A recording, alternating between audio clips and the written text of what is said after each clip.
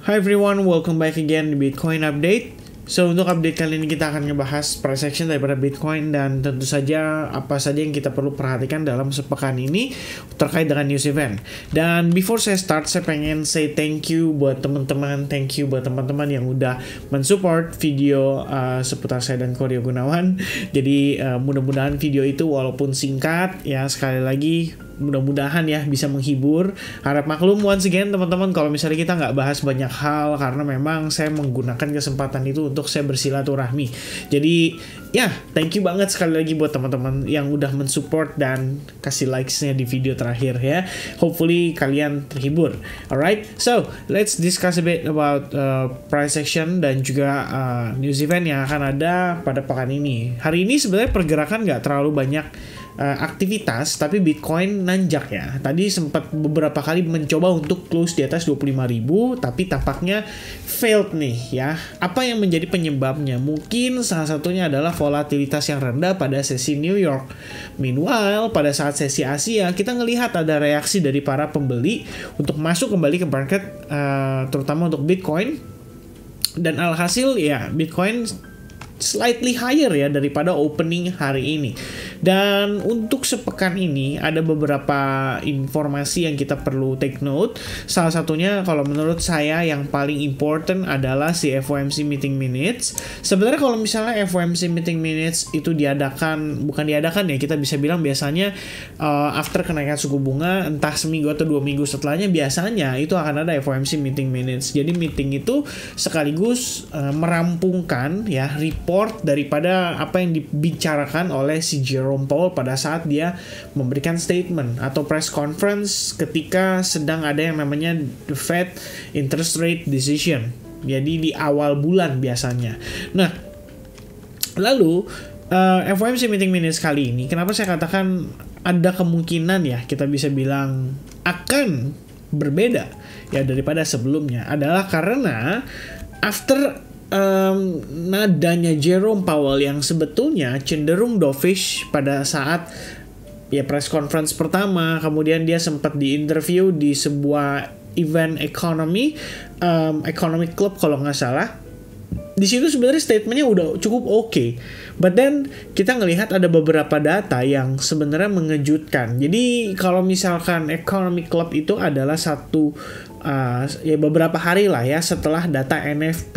Jadi orang-orang tuh penasaran gimana menurut pandangannya Jerome Powell soal NFP. Apakah bisa membuat CPI kembali naik karena demand-nya cenderung naik lagi nanti ketika banyak orang yang ibaratnya tidak kehilangan pekerjaan sehingga mereka punya uang dan mereka bisa yang istilahnya tuh belanja lagi gitu. Nah, sampai di situ sebenarnya fine. But then tiba-tiba teman-teman, data CPI menunjukkan penurunan yang nggak terlalu signifikan atau di luar ekspektasi daripada The Fed sendiri. Dan yang lebih parahnya lagi adalah data PPI. Jadi kayak beberapa waktu setelah CPI itu rilis data PPI dan PPI-nya itu naik hampir 2 kali lipat. Nah, ini sebenarnya adalah bom yang dijatuhkan untuk kembali ya membuat The Fed atau anggota FOMC itu untuk lebih hawkish terkait dengan bagaimana mereka akan mengambil kebijakan ke depannya. Nah, ini adalah satu buah warning atau peringatan buat kita mulai untuk mengurangi portion ya. Dalam artian kalau misalnya teman-teman banyak trading di crypto, altcoins yang lagi banyak posisi long, itu berarti udah boleh ada pertimbangan untuk mengurangi portion. Ya setidaknya itu yang bisa kita lakukan untuk mengantisipasi potensi rejection ya. Walaupun secara price action, secara struktur harga semua masih terlihat fine-fine aja. Jadi memang kita tinggal follow up aja.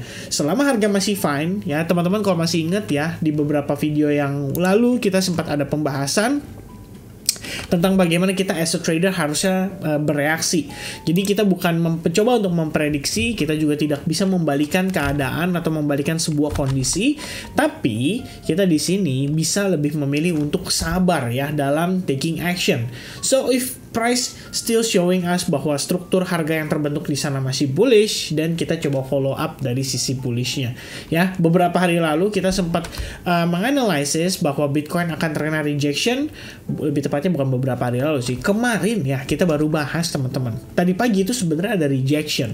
So beberapa teman-teman dari member advance group ada yang melakukan short, dan mereka ya bisa dibilang make a decent profits lah dari shorting si Bitcoin. Per kemarin kita ngelihat ada rejection, but then after penurunan itu, kalau misalkan teman-teman nggak sempat memanage positionnya, at least kalian bisa consider untuk ya maybe exit dalam keadaan break even, karena once kita ngelihat harga recovery begitu cepat, itu adalah sebuah sign atau pertanda bahwa buyers masih mau untuk beli Bitcoin walaupun harganya cenderung agak tinggi.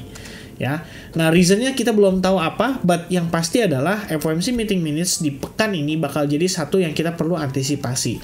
Selain FOMC meeting minutes, kita punya GDP, tapi GDP ini adalah data yang rilis kedua kalinya. Jadi yang pertama itu kan adalah preliminary. Nah, preliminary itu yang lebih hot sebetulnya. Kalau yang kedua ini sifatnya itu udah advance, yang nanti ada sekali lagi itu yang final untuk di kuartal 4 tahun lalu, jadi di 2022. Nah, ini yang istilahnya advance, paling kayak ada revisi sedikit, tapi kalau kita lihat forecastnya sih kayaknya nggak berubah, dan kalau misalnya nggak terlalu banyak perubahan harusnya fine-fine aja.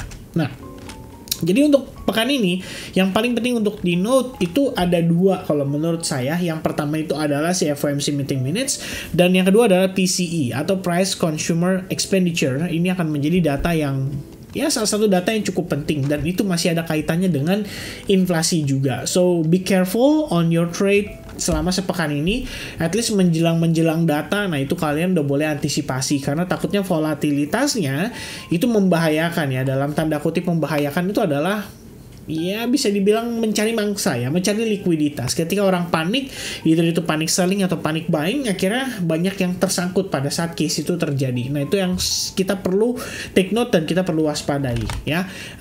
And then kita ngelihat price action daripada Bitcoin closing weekly sebenarnya cukup oke, but we still have rejection di sana. Kalian bisa lihat sendiri gimana simple moving average 200 masih berfungsi dengan baik sebagai resistance-nya.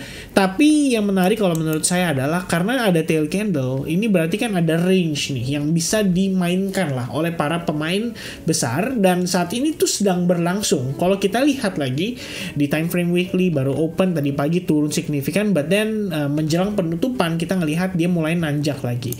That's why kalau misalnya teman-teman ngelihat berdasarkan time frame daily, yang terjadi adalah Bitcoin itu retest terhadap exponential moving average 8, dan secara closing kalau misalkan dalam 3 jam mendatang ya Bitcoin masih bisa bertahan di level ini, maka kita officially create new high level pada close candle semenjak bulan Agustus 2022.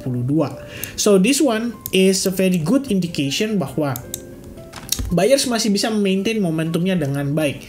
Tapi seperti yang saya katakan, karena kita ngelihat harga udah naik signifikan dari bisa dibilang dari akhir tahun kemarin ya, per awal tahun kita ngelihat dia langsung nanjak. Nah, ini kita udah boleh antisipasi terhadap potensi daripada wave 5. Nah, salah satu yang membuat saya mempertimbangkan hal tersebut adalah kita bisa lihat di RSI-nya itu terdapat yang namanya hard bearish divergence ya. Ini kalau secara posisi sih memang selama dia di atas 50 indeksnya maka sebetulnya masih fine-fine aja. Tapi dengan dia yang terbentuk divergence itu, kalau menurut pandangan saya ya mungkin kenaikannya kita itu akan semakin terbatas ke depannya. But at least we still have area of imbalance di 27.500, dan apabila memang kita ditakdirkan ya teman-teman ya, udah kayak cari jodoh ya.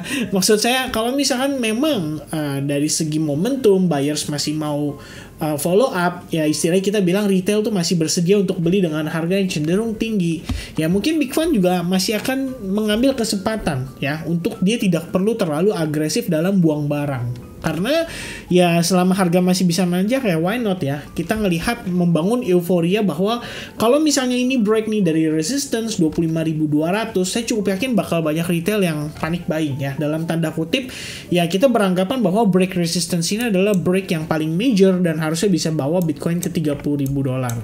Meanwhile secara fakta memang Kalau kita berkaca pada historical data Bitcoin, ya kita bukan bilang yang namanya dia naik langsung bull run ya, tapi teman-teman bisa perhatikan juga kok pada saat proses penurunan ketika dia rebound, ya rebound aja ini sekitar 100% dari penurunannya.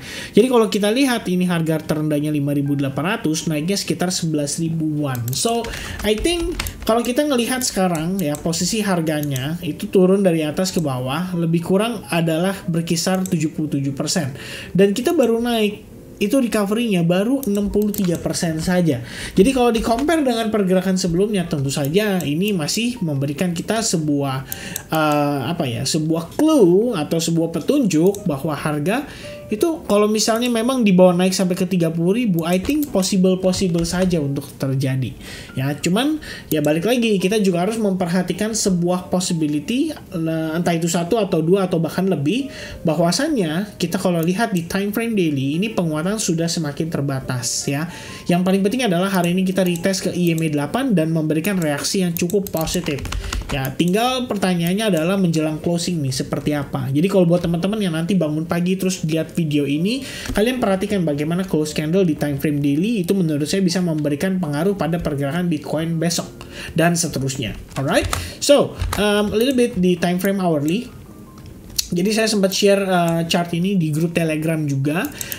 Yang saya perhatikan, kita ngelihat ini pertama ada possibility of ascending triangle. So I guess kalau ascending triangle memang benar-benar terbentuk, harusnya sih dia akan cenderung ke arah bullish gitu ya. Nah kemudian yang saya perhatikan lagi yang menjadi pantauan saya, kemarin kan kita ngelihat terdapat inverse V formation ya. Sebenarnya inverse V formation yang terbentuk di sini terutama itu bekerja dengan cukup baik kalau menurut saya. Jadi begitu dia pullback, retest ke EMA 21 langsung dapat rejection lagi. Ya, tapi ya di sisi lain kita kan juga harusnya paham ya bahwa overall pergerakan untuk Bitcoin baik itu di higher time frame maupun di lower time frame, keduanya sama-sama masih menunjukkan bahwa bull still in control. That's why kalau misalnya teman-teman mengacu pada time frame hourly-nya, kalian bisa lihat di sini bahwa terdapat area demand dan area tersebut dites cuman sebentar habis itu langsung mantul. Nah, pertimbangan saya adalah seandainya ya kita lagi mencoba untuk finishing wave 4, maka di sini kalau kita lihat harusnya kita udah finishing wave 3 ya, dan ongoing sekarang ibaratnya wave 1 2, kemudian proses yang sekarang sedang berlangsung itu harusnya juga wave 1 2. Jadi anggapannya di sini saya mempertimbangkan bahwa ada kemungkinan proses koreksi kita itu hanya sebatas membentuk yang namanya running flat corrective pattern atau running flat corrective wave. Memang kalau misalnya kita hitung berdasarkan rules-nya atau berdasarkan dia punya textbook ya, kita tarik di sini ya overall Bitcoin kalian bisa lihat ya untuk C wave-nya dia bertahan di atas area Fibo 61,8% at least secara closing. Jadi kalau teman-teman zoom in di sini kalian juga bisa lihat bahwa di situ ada proses transisi yang menurut saya cukup baik. Ya, kalian bisa lihat di sini berpotensi membentuk yang namanya inverse head and shoulders. Itu pertama. Kedua, highest pada sesi Asia itu udah berhasil di take out oleh si Bitcoin. So, sampai dengan situasi ini terjadi, menurut saya Bitcoin itu masih didominasi oleh buyers. That's why kalau teman-teman lihat juga di time frame 15 menit di sini, ini pergerakan kita sideways parah sepanjang hari setelah terjadinya si V formation atau istilahnya ya kalau saya bilangnya ini V formation ya. Selain V formation ya kalian tadi lihat juga ada potensi terbentuk inverse head and shoulders. Jadi saya pikir somehow Bitcoin itu masih struggling untuk bisa close di atas 25.200 ya. Tapi kalau kita lihat prosesnya, progresnya dengan baru aja terjadi bull cross, saya pikir kalaupun kita lihat dia turun mungkin hanya sekedar retest aja EMA 21 di time frame hourly-nya.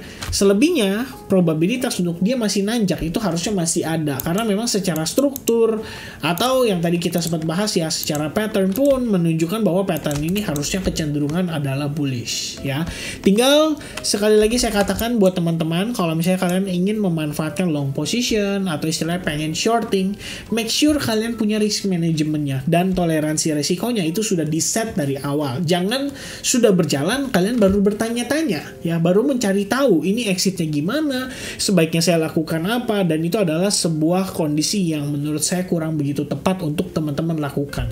So if you do want to make profit, at least belajar ya dari bagaimana kita melihat pergerakan ini dan bagaimana sebaiknya kita memanfaatkan dari sisi sebagai trader. Dan ya saya pikir itu sedikit ya yang saya pengen bagiin di video update kali ini. So in the end, Bitcoin itu masih memiliki probabilitas untuk nanjak dan masih lebih tinggi probabilitasnya. Tapi seberapa dia jauh nanjak menurut saya mungkin udah akan semakin terbatas. Mengingat sebelumnya harga udah naik lumayan signifikan, dan kalau teman-teman perhatikan perkoreksi yang terjadi di sini nanjaknya itu udah semakin batuk ya kalau kita bilang ya. Dari naik yang pertama kemudian yang berikutnya ini naiknya udah mulai batuk-batuk lah kalau saya bisa bilang. Naiknya udah semakin terbatas. So ya, ini harusnya menjadi warning juga buat kita semua. Alangkah lebih baiknya kita istilahnya play safe ya dengan posisi Bitcoin yang saat ini lagi sideways di kondisi sesi New York yang lagi libur. Nah besok di Asia teman-teman akan, ya kalau menurut saya sih di sesi Asia atau pre-opening Asia itu bakal ada pergerakan yang cukup volatile. So just be safe teman-teman. Once again reminder dari saya, maintain your position. Kalau kalian punya position, make sure sudah dipasangkan stop loss, sudah disecure dengan baik dan terhindar dari yang namanya resiko berlebihan. Alright, so I think that's it everyone untuk update yang bisa saya berikan terkait dengan posisi Bitcoin saat ini. Yang paling penting di take note adalah beberapa news event yang akan dirilis pada pekan ini. So I guess that's it from me, and I'll see you guys again later tomorrow. Kita bakal ngebahas juga maybe altcoins, kita bakal kembali update lagi. Dan besok juga kita akan ada event Twitter Space bareng sama Ko Sylvester dari Kenal Crypto. Bisa gabung ke Twitternya beliau. Nanti ada linknya juga untuk kalian set reminder. So make sure kalian klik. Jadi besok istilahnya bisa mungkin bertanya ya melalui Twitter Space itu. Kita bisa diskusi bareng dan harusnya sih seru ya. Oke, dari saya itu aja dulu. Thank you very much for watching and I hope I'll see you guys again in the next update. God bless everyone. Cheers and goodbye guys.